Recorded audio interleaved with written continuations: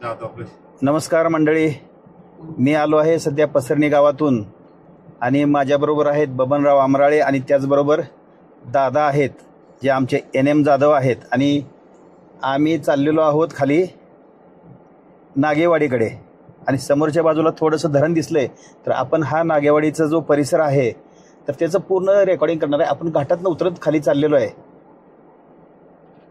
तर समोरच्या बाजूनं ती आजी मगाशी ज्यांना आपण घ्यायला पाहिजे होतं पण आपलं पुढे जायचं नियोजन नसल्यामुळं त्यांना घेतलं नाही तर आपण चाललोय त्या रस्त्याने हळूहळू त्यामधून आलेले आहेत।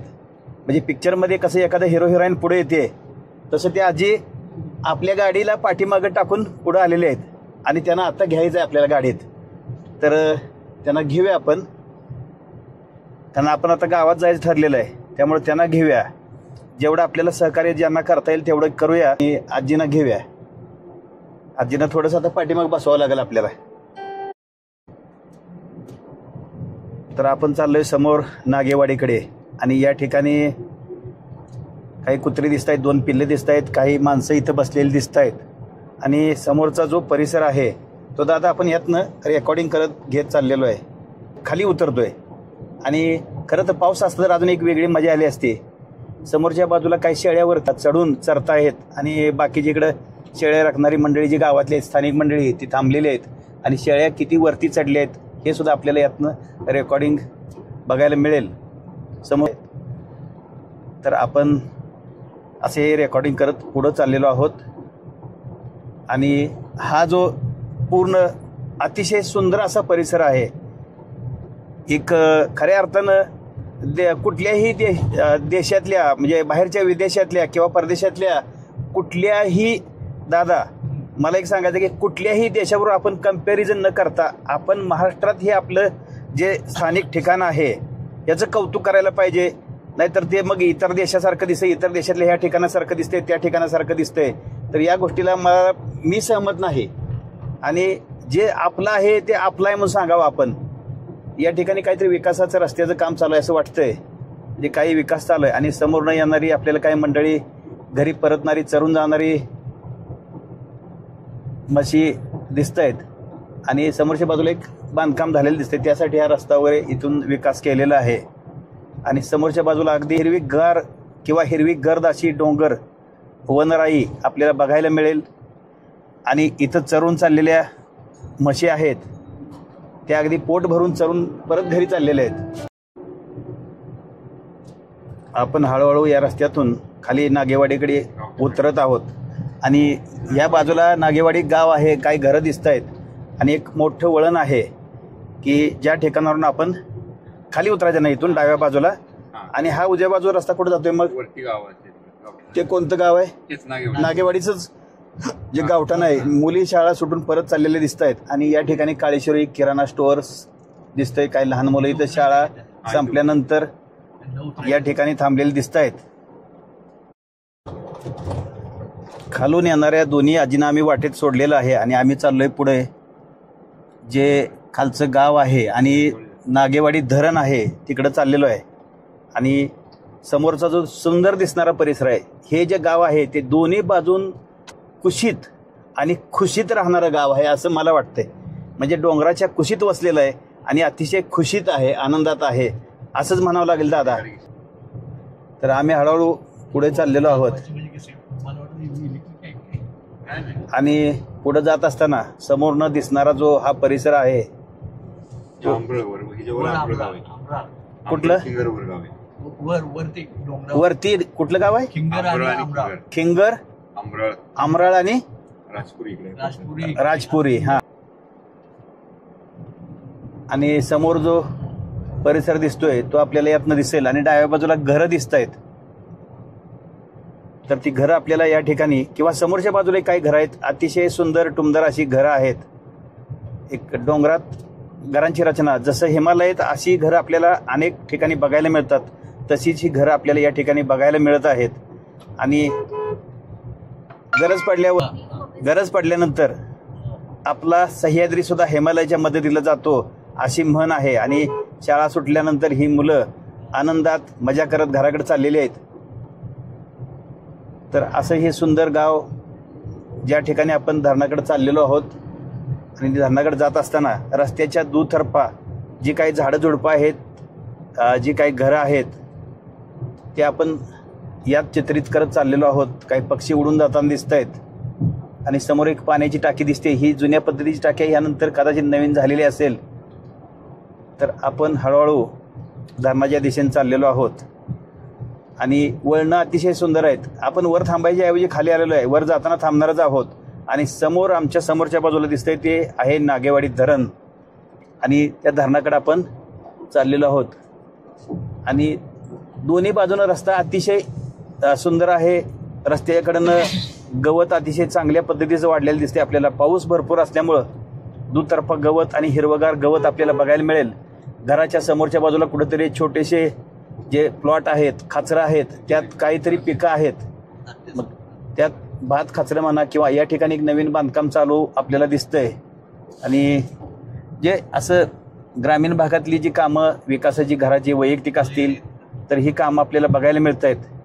आणि समोर हळूहळू आपण चाललेलो आहोत ते नागेवाडी धरणाकडे. छोटंसं धरण आहे, तर त्या ठिकाणी जाऊन आपण थोडा वेळ थांबणार आहोत. समोर बोर्ड आहे, भैरवनाथ प्रसन्न ग्रामपंचायत नागेवाडी आपले आभारी आहे. म्हणजे बाहेर जातानाच आहे. नागेवाडी हद्द संपली असेल.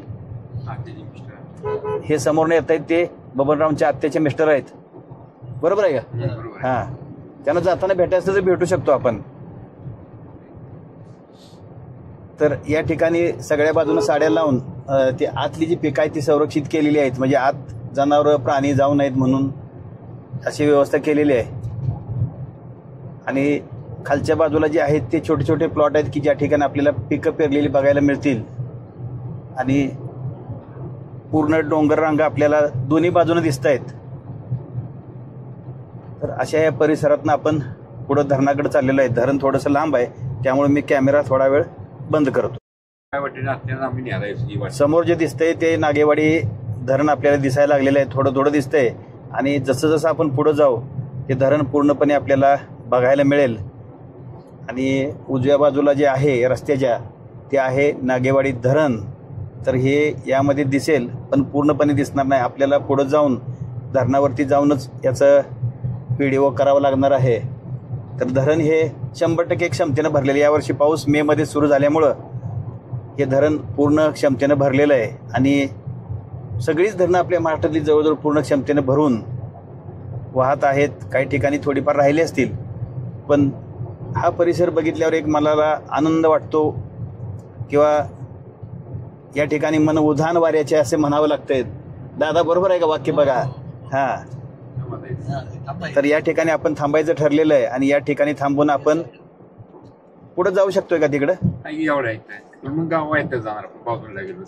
हां, तर आम्ही गाडी वळवून घ्यायला लागलेलो आहे इथून. आणि रिव्हर्स घेत असताना समोरच्या बाजूला पूर्ण कॅमेऱ्यामध्ये जवळजवळ धरण कव्हर झालेलं आहे. तर थोडीशी गाडी आता आपण जाणून बुजून डाव्या बाजूला वळवून घेऊया आणि परत एकदा उजव्या बाजूला घेऊया. म्हणजे पूर्ण धरण जे मला आहे ते या ठिकाणावरून रेकॉर्ड करता येईल म्हणून गाडी थोडीशी आपण परत एकदा डाव्या बाजूला वळवतोय आणि डाव्या बाजूला वळवून परत एकदा माघारी घेणार आहे. तर थोडंसं पुढे जाऊन राऊंड मारूया म्हणजे धरण पूर्णपणे आपल्याला यात कव्हर करता येईल. आणि मग थोडा वेळ थांबून आपण इथनं परत आपल्या थांबायच्या ठिकाणी किंवा बसायच्या ठिकाणी जाऊया. तर हे जे धरण आहे तो पाझर तलाव आहे, मातीचाच बंधारा असेल ना? फार मोठं तर धरण नाही, छोटं धरण वाटतंय. हां, तर इकडे धरणाकडे येणारे सुद्धा फिरायला येणारी मंडळी भरपूर असतील असं वाटतंय मला. आणि कदाचित धरणावर जायचा रस्ता असेल पण तो कदाचित बंद पण असेल. तर या ठिकाणी आम्ही धरणाजवळ आलेलो आहे आणि इकडं काही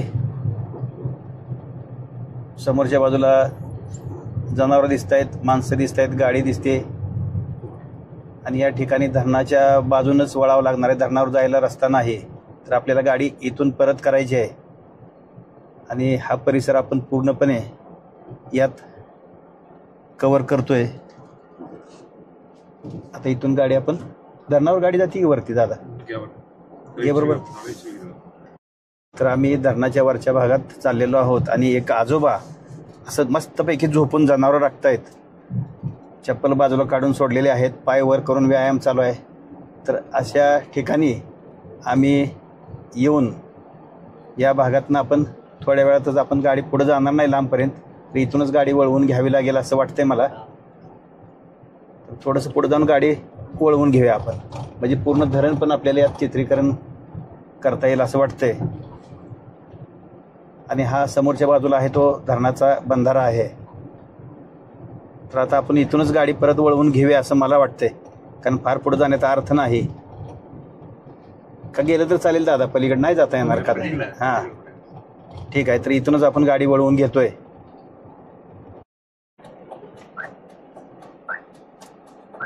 तर आम्ही गाडी वळवून घेतोय आणि हा पूर्ण परिसर आपल्याला यात रेकॉर्ड होताना दिसेल.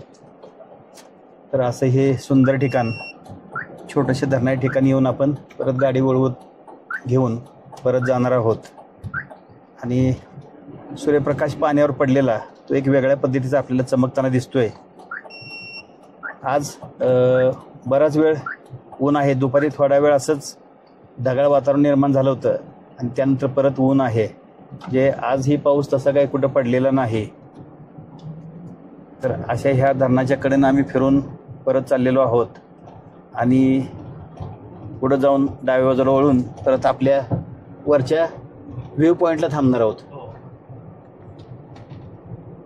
तर आपण हळूहळू धरणाच्या बांधावरून गाडी वळवून घेऊन हळूहळू परत फिरत निघालो आहोत. आणि इकडच्या बाजूनं जे आहे ते दगडाचे पूर्णपणे दगड रचलेले आहेत, पिचिंग. तर हे दगडी पिचिंग केलेलं आपल्याला या ठिकाणी बघायला मिळेल. म्हणजे दगड मातीचा हा बंधारा आहे. आणि इथून आपण खाली उतरून परत निघालो आहोत. परत आपण धरणाच्या कडेनं नागेवाडी गावाकडे चालले. नागेवाडी गाव पुढं आहे ना? हां वरती आहे. तर त्या भागाकडे परत चाललेलो आहोत आपण. आणि या ठिकाणावरून दिसणारा जो रस्ता वगैरे आहे किंवा पुढच्या बाजूला डोंगर आणि समोरची जी घरं दिसत आहेत उंच, ती कुठला भाग आहे? पाचगणीच आहे का? पाचगणीच आहे. तर समोर ज्या बिल्डिंग दिसतात गणीच्या आहेत, तर त्या आता आपल्याला पूर्ण दिसत नाहीत एवढ्या क्लिअर. आणि आपण हळूहळू धरण सोडून परत हळूहळू वरती ह्या नागमोडी रस्त्यानं आपल्या व्ह्यू पॉईंटला जाणार आहोत. तर परत एकदा आपण नागेवाडी गावातनं, नागेवाडी तालुका वाई जिल्हा सातारा, इथून आपण घाटातनं वरती चढत चाललेलो आहोत. आणि या ठिकाणी आपल्याला दोन्ही बाजून असलेली घरं, मला वाटतं ही बहुतेक इथं डाव्या बाजूला प्राथमिक शाळा असावी, तर ती दिसते. आणि या ठिकाणी शाळाच आहे, प्राथमिक शाळा नागेवाडी. आणि आपण गावातून घाटामधून वरती चढत चाललेलो आहोत. आणि नागेवाडी परिसरात असलेली जी छोटी छोटी घरं आहेत किंवा जी घरं आहेत डोंगर भागातली, ती आपल्याला या ठिकाणी बघायला मिळत आहेत. या ठिकाणी एक पाण्याची टाकी आहे उजव्या बाजूला आणि सूर्य चांगला चमकायला लागलेला आहे. तर इथून आपण हळूहळू घाटातून वेड्या वाकड्या वळणांनी वरती चढत चाललेलो आहोत. आणि आपल्या व्ह्यू पॉईंटला आपण एक 5 मिनिटात थांबूया. या ठिकाणी स्थानिक जे लाईटचं दुरुस्तीचं काम चालू आहे, ती सुद्धा इथं काही गावातली मंडळी आणि वायरमन दिसत आहेत बहुतेक, तर ते काम करतायत. पोलवरती चढलेले वायरमन दिसले आपल्याला. आणि आपण हळूहळू पुढं जात आहोत. समोरनं येणारे आपल्याला शेळ्या ज्या आहेत ते दिसत आहेत, चरून आलेले आहेत. आणि हेही दिसायला जे दृश्य आहे ग्रामीण भागातलं, ते अतिशय डोळ्याला सुखावं किंवा नेत्र सुख देणारं आहे. आपल्याला समोरच्या बाजूनं दिसते ते नागेवाडी धरण आणि धरण परिसर. आणि हा डोंगराळ भाग, डोळ्याचं अक्षरशः पारणं फेडणारा. आणि खाली या ठिकाणी गावात जे आहे ते मंदिरही दिसतंय आणि घरं दिसत आहेत. हा पूर्ण नागेवाडी परिसर आहे. आणि जो मी धबधबा थोड्या वेळपूर्वी दाखवलेला आहे, तर त्या ठिकाणी जे पाणी पडण्याचा आवाज आहे तो इथंपर्यंत येतोय. तर हा अतिशय सुंदर असा परिसर आणि त्यात आमची ही माझी थोडक्यात म्हणायचं असेल तर लाडकी गाडी कॅम्पर. आणि या भागातनं आम्ही पूर्णपणे पुढं हा व्हिडिओ घेऊन जाणार आहोत. आणि समोरच्या बाजूला दिसतोय तो एक डोंगर, सुंदर असा परिसर आणि समोरच्या बाजूला एक छोटंसं गाव आहे. त्या गावाचं नाव मला सांगता येणार नाही, पण या ठिकाणी अशा या सुंदर परिसरामध्ये राहणारी माणसं खरंच भाग्यवान आहेत किंवा निरोगी असं आयुष्य जगत असतील. तर इथल्या लोकांना या कामामुळं कदाचित BP आणि शुगरपासून ही सगळी मंडळी लांब असावीत असतील हीच अपेक्षा किंवा हीच परमेश्वराकडे प्रार्थना.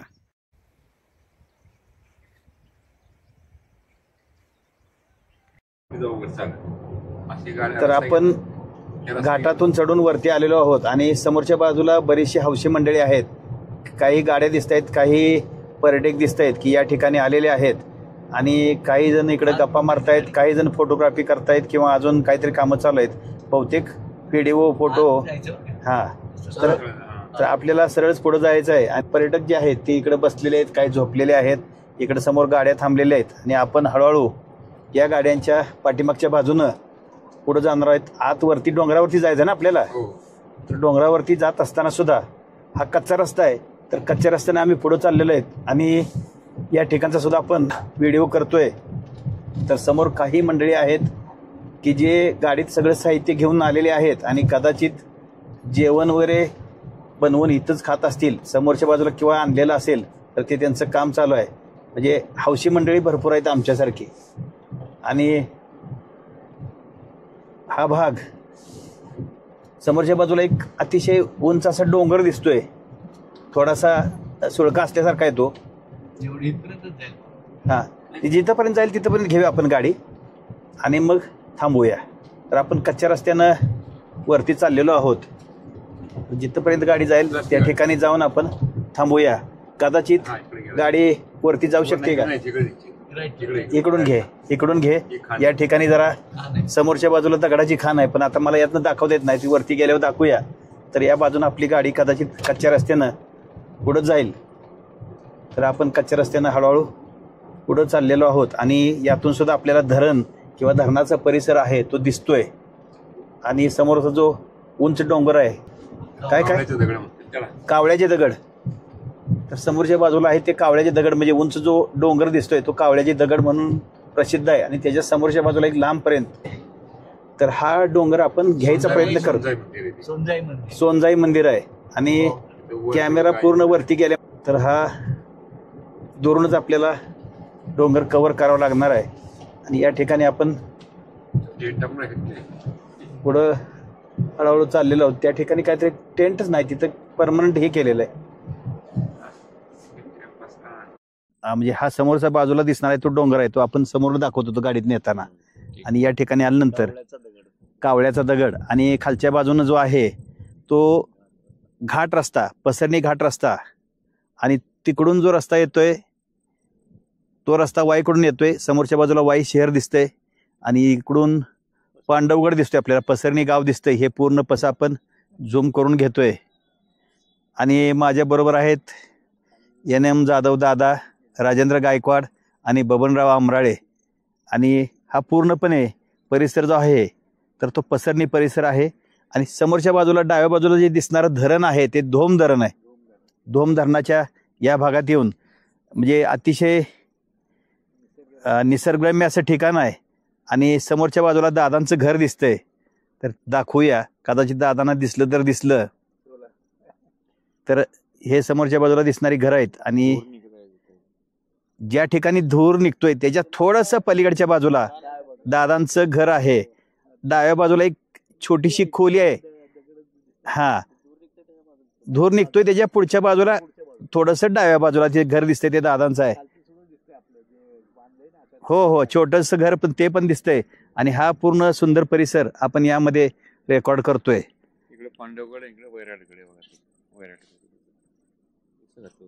तर समोरच्या बाजूला दिसतोय ह्या डोंगरावरती डाव्या बाजूला दिसणार आहे तो वैराटगड आहे.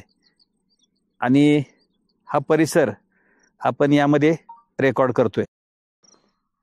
समोरच्या बाजूला जो टावर दिसतोय तर ते ठिकाण आहे राजपुरी आणि तिकडचा त्याच्या बाजूला जो सपाट मैदानी डाव्या बाजूला जो प्रदेश भाग दिसतोय तर तो आहे तिथला टेबल लँड.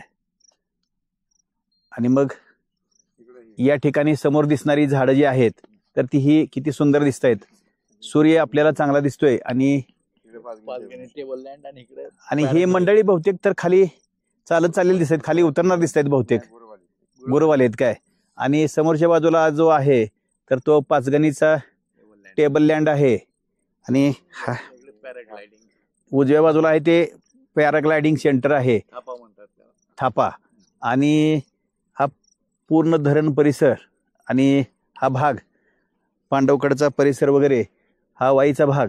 आणि हा मी इथून कॅमेऱ्यानं पूर्ण रेकॉर्डिंग करतोय. माझ्या समोर आहेत दादा आणि समोरच्या बाजूला एक काहीतरी कंटेनर आहे, तिथे एक पाण्याची टाकी आहे, म्हणजे कोणाच तरी प्रायव्हेट डेव्हलपमेंटचं काम चालू आहे असं वाटतंय. तर समोरच्या बाजूला थांबलेले आहे आमचे कॅम्पर आणि हा पूर्ण परिसर आपण यात दाखवण्याचा प्रयत्न केलेला आहे. तर हा असा सुंदर परिसर या ठिकाणी आम्ही येऊन थांबलेलो आहे आणि थांबून इथून परत जायला नको वाटणार असं ठिकाण आहे. तर या भागात किती वेळ थांबतोय हे अजून आमचं काही ठरलेलं नाही, पण बराच वेळ बसून आम्ही पुढे निघणार आहोत. तर समोरच्या बाजूला मी मोबाईलवरून कॅमेरा चालू केलेला आहे आणि आम्ही या ठिकाणी आहोत. मी स्वतः बराच वेळ एवढ्या वेळ कॅमेऱ्यापासून पाठीमागे थांबलेलो होतो.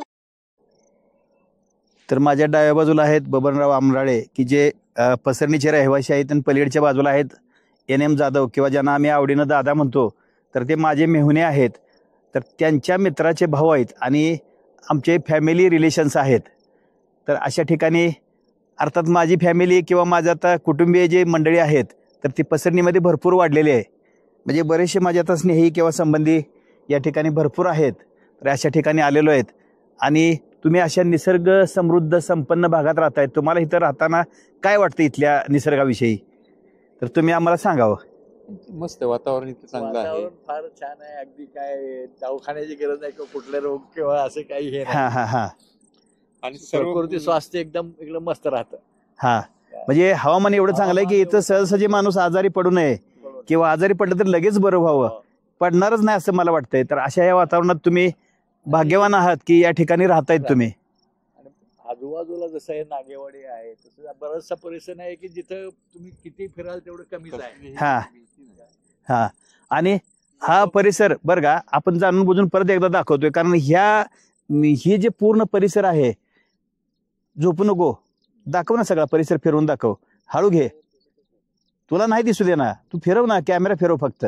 तर समोरचा परिसर आपण फिरवून दाखवतोय आणि पूर्ण राऊंड हळूहळू घे, म्हणजे आपल्या लक्षात येईल की हा निसर्ग संपन्न भाग किती जबरदस्त आहे. आमचं गाव 2 पद्मश्रींचं गाव आहे. 2 पद्मश्री कोण कोण?